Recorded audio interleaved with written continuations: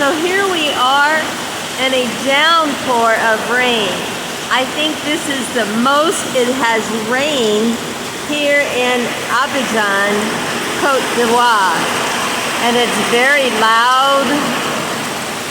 Everything is closed. Everyone is trying to hide and stay warm and stay dry.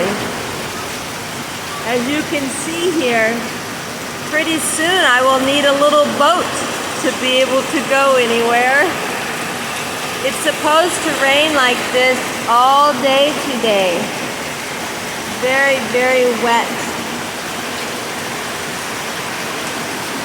It is a river out here, or something that is just only sand and maybe a little dirt, but mostly sand. It is just crazy. Although you all know that I love the rain. I love the sounds.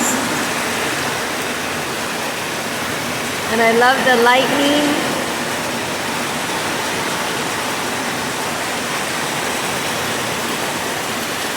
And I love this rain here in Abidjan.